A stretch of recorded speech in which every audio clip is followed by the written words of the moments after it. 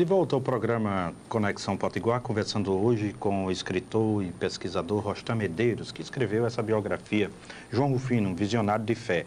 A partir do título, Rostam, que a gente percebe, folheando o livro aqui, vejo a imagem de Santa Clara, Nossa Senhora de Fátima, Frei Damião aqui num carro aberto, passeando nas ruas de São Miguel. O próprio município é São Miguel. A religiosidade é algo muito forte lá. Ah, muito intensa, muito intensa. Eles chamam o São Miguel, né, o santo, o arcanjo, né, como eles conhecem. Tem uma força muito grande. E me chamou a atenção, por exemplo, durante a nossa pesquisa, o fato apesar da proximidade geográfica de São Miguel em relação a Juazeiro do Norte, nós não vemos quase, por exemplo, a figura do Padre Cícero, mas nós vemos muito a figura do Frei Damião. Inclusive, o Frei Damião tem uma estátua, acho que com em torno de 20 metros de altura, na cidade de Venha Ver.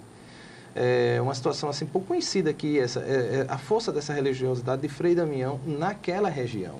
Ele, durante os anos 50, 60, quando ele fazia suas santas missões, que ele ia a São Miguel, a cidade parava. Eram 9 dias de dedicação. Era quase como uma segunda festa da padroeira. Ele ia de 2 em 2, de 3 em 3 anos.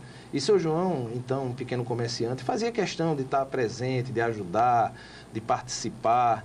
É impressionante para a gente que desenvolve um trabalho desse, que você faz uma pesquisa de campo no local. Eu fiz várias viagens, não só a São Miguel, como em várias cidades da região.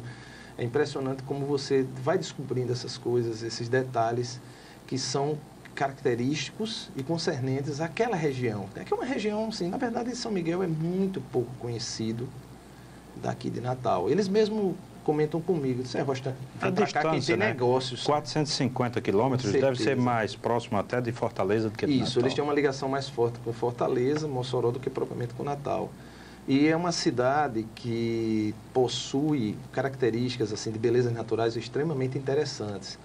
Vizinho a São Miguel, nós temos o ponto culminante do estado do Rio Grande do Norte, com quase 900 metros de altitude, que é a Serra de São José. Inclusive, a gente teve a oportunidade de subir lá, mas é um local que ainda é muito rústico, né? Muito difícil o acesso. Existe uma pequena comunidade no alto da serra, é bastante fria, mas, vamos dizer assim, é algo que talvez no futuro, já que nós potiguares gostamos tanto de serra, apreciamos tanto Martins, Porto Alegre, né, com certeza no futuro talvez a cidade de São Miguel possa também ser um polo nesse sentido. Inclusive tem um registro aqui de Luiz da Câmara Cascudo, Exato. Né? Falando sobre São Miguel, isso em 1934. Isso foi publicado na República, não é? Exatamente. Durante a nossa pesquisa, nós adentramos, vamos dizer assim, bem dentro da história de São Miguel e descobrimos esse texto que até então, afora a República, nunca tinha sido reproduzido em livro. E nós, então, fizemos esse trabalho porque é muito interessante a forma como Câmara Cascudo, um homem da forma de escrever fantástica, né? Então a forma é quase que poética, a maneira como ele descreve sua chegada e a maneira como ele percebe a própria cidade, né?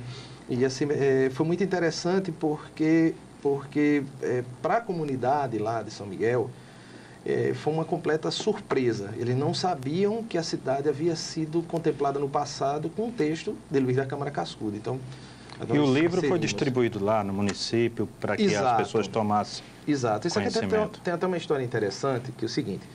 Durante o desenrolar do processo de pesquisa, nós fizemos uma coleta muito grande de materiais e levamos isso para o livro. E a família, até então, imaginava realizar um trabalho mais seleto, mais voltado para a própria, vamos dizer, os funcionários da empresa, o pessoal da empresa, mais ligado para que o próprio membro da empresa saiba de onde a empresa surgiu, para as pessoas da família, para que os netos dele soubessem de onde eles vieram, porque se você não sabe de onde vem sua raiz...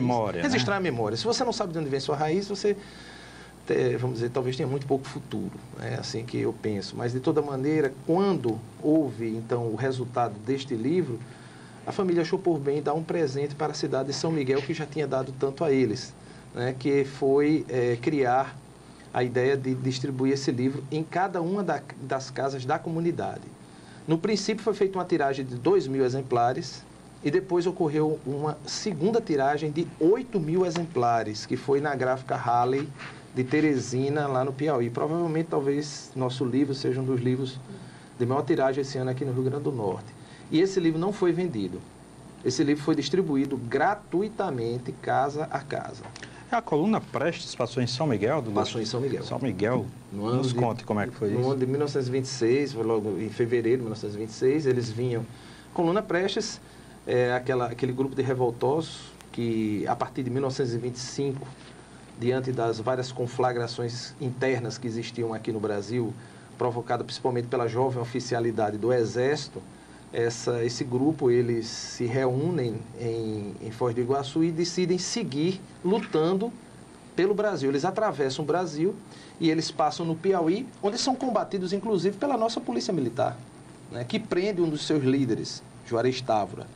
Isso em dezembro de 25. E, no caso, em fevereiro de 26, janeiro e fevereiro, eles atravessam o Ceará, passam próximo a Juazeiro, né? É quando ocorre aquele famoso episódio de Padre Cícero, por conta disso ocorre o famoso encontro de Padre Cícero com o Lampião, e eles então sobem a serra próximo a São Miguel, e o povo de São Miguel, aí que é interessante, porque eles eram em torno de 2.000 homens.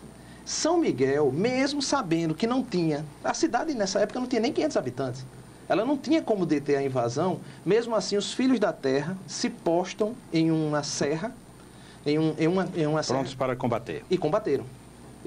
E atrasaram a coluna. Evidentemente que eles não tinham nem condições numéricas de enfrentamento. Mas houve isso. E eles lá até hoje guardam essa memória. Rostam, eu queria lhe pedir licença e os nossos telespectadores também para fazermos mais um rápido intervalo comercial. E na sequência nós vamos voltar conversando aqui com o escritor Rostam Medeiros sobre o seu próximo trabalho.